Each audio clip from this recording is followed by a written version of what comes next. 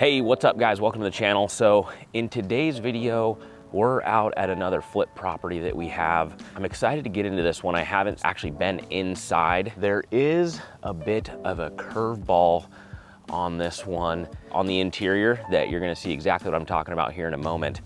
But this is my first time in the neighborhood, and I don't know if you can tell, this is like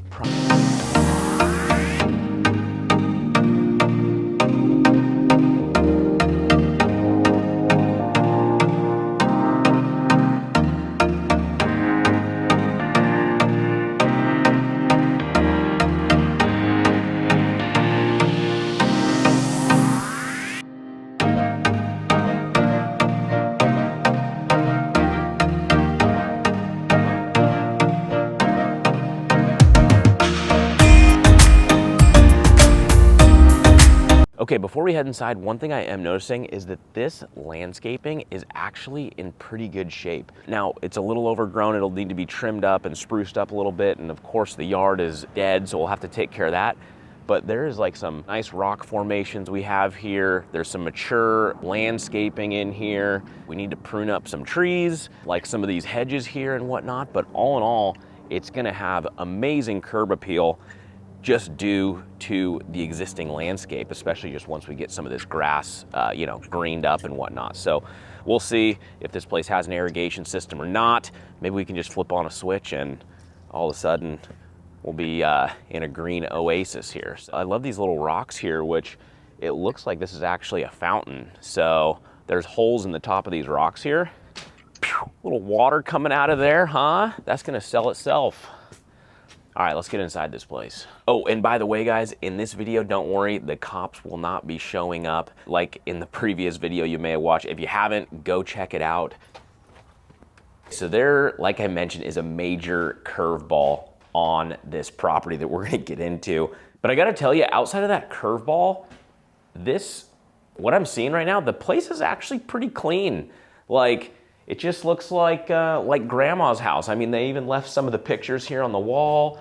Like the paint itself, just even the paint on the wall is in pretty good shape. Some of the floors and stuff are kind of nasty looking. We actually already tore the carpet out. So like, that's pretty normal. That's what it looks like under anyone's carpet that's been there for 20 years, just so you know. I'm going down the hallway here and there's no power on in here. But as I'm looking in the hallway, just like these cabinetry and this casework here is in pretty dang good shape, given what you're about to see. So, holy smokes. Yep, they left some things. We got the velvet curtains and the chair in the corner there. Okay, check this out. I might be taking this home with me right there. Or it's gonna go to the highest bidder. So you guys go ahead, hit me in the comments. Let me know who wants this carpeted tiger photo for above their bed, because I'm a bidder myself. These things haven't been dusted in 40 years. I can see the pileup of the dust just hanging from the curtains here. It's pretty wild. It's a little smelly in here. Anyone need a Kentucky Derby hat, huh? So what we are standing in here is the master bedroom, and this does have a 3/4 bath, which is good.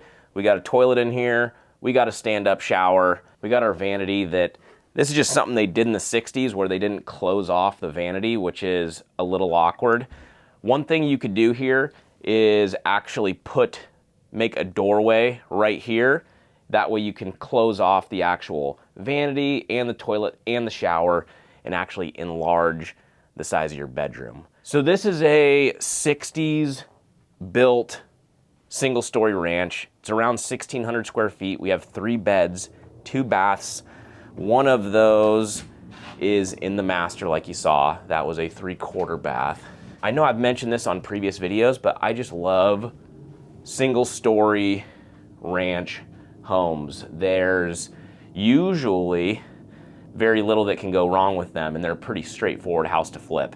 Man, some of the photos in here just reminds me of like my grandma's house and the old family photos that they used to have in every bedroom. It's pretty wild. This one in particular with this nice looking frame right here.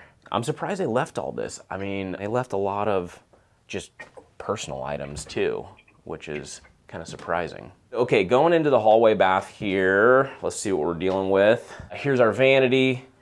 We have toilet, of course, and then our shower that is pretty weird, has mirrored doors.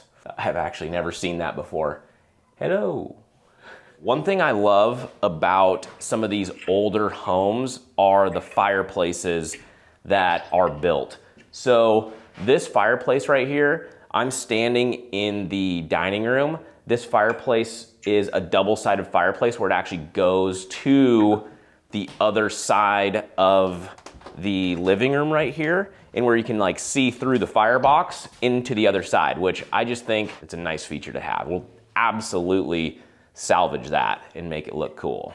So as you can see so far, guys, this is just basically a dated 60s home. Some of it, yeah, the bathrooms are a bit nasty, but like the walls, the paint, the trim, doors, some of the cabinetry is actually in pretty good shape. So the curveball that I'm referring to is this one right here.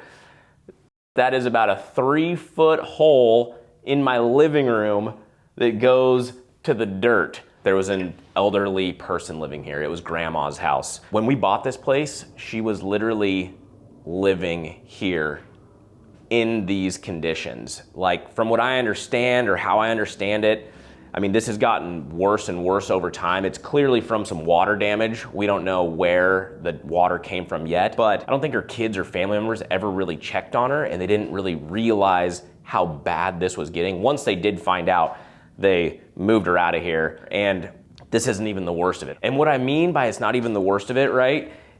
This is in your living room. Sure, you might be able to function and live in a house without actually coming into this living room, right? You got other rooms you could be in, this or that. I gotta watch my, oh my God. I gotta watch my step here. It's literally like cracking underneath me. I'm just trying to make my way to the kitchen. So all these cracks right here, the linoleum literally holding up the floor. You could get away with not going in that living room and whatever, but it's literally in your kitchen. There's boards laying through here to get over the holes. Another big gaping hole right here going from your kitchen into your dining room. But I'm not joking. It's dangerous to try to go from the fridge to the sink at this point. Like, any step right here could be the one that you go through the floor. So I'm not gonna try it, but that's just what we're dealing with here. I gotta stay right on this little 2x6 that I'm standing on here. So you guys are probably wondering what the heck, why this happened.